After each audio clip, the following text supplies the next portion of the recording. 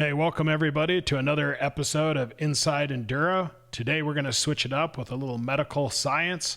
It's going to be pretty interesting. You're going to learn some things. Anyone who's had a little arm pump, you may want to listen to this. Today we have a great guest, Dr. Joseph C. McGinley. He's a medical doctor and a PhD. This guy is pretty much probably went to school longer than all of us combined. So welcoming Dr. McGinley. How you doing, man? Great. Glad to be on the show today. Excited to talk about some of this stuff and hopefully we can give some insight into arm pump and talk about some easy ways to take care of it. Botox is what we use classically, but part of the problem is the perception of what Botox is used for and nothing else. And when you say Botox, right, when you and I first talked and we said, how do you do this? And we said, we usually use Botox or one of the other toxins. You had to do some research. You didn't just immediately believe me. And that's because of the picture in the middle. That's what most people think of Botox, and that's what it's used for.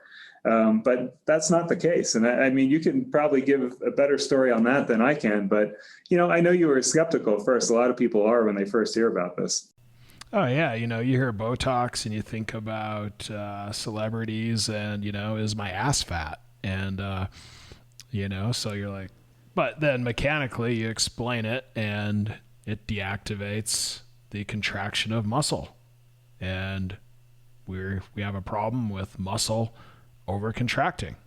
So all of a sudden it starts to make sense.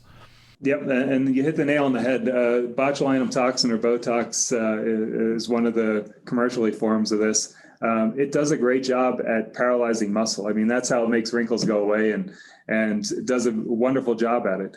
So in sports medicine, the way we use it in orthopedic care, we use Botox to manipulate muscle. And when done correctly, it does just a wonderful job. And that picture on the right, that's a forearm with a couple of the needles in that we use for treatment. That's not your picture, but that's another one that we use where the needles are directed into very, very specific area. You can see the areas are marked. There's black Sharpies on there. That matches the images that were on that CAT scan. And we use ultrasound to very precisely place those needles. You can barely see the needles in those pictures. But we want to make sure that it's done exactly right because, there's a trade-off, right? If you're paralyzing muscle at some point, if you paralyze too much muscle, then you're back to the same problem where you can't hold the grips, you can't hold on to the handlebars. So it's a very precise directed injection where we're targeting only those areas of muscle that we saw compressing and abnormal in that CAT scan. And then by doing that, we're minimizing the risk, we're minimizing the potential downside of the procedure. So that's the beauty of Botox, is being able to manipulate muscle. That's where biomechanics come back into it, because if you understand how the forearms work, you understand the muscle function, you can actually manipulate very small pieces of the muscle to get the desired results that you need to get you back out there competing, get you back out on the bike.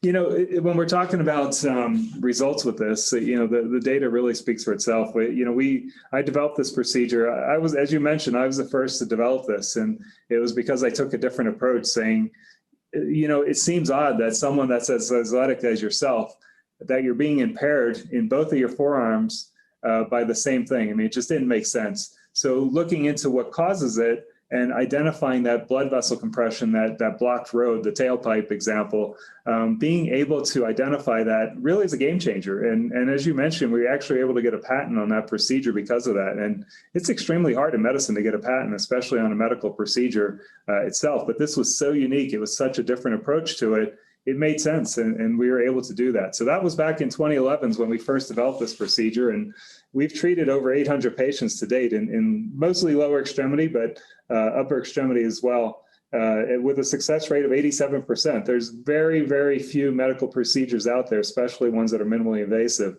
that have success rates that high. And, it's great. It's better for the patient. It results in less complication profile, lower risk, and you get back out there sooner. I mean, you experience that yourself. Well, the success rate definitely hit my threshold because I typically believe 60% of the time it works every time.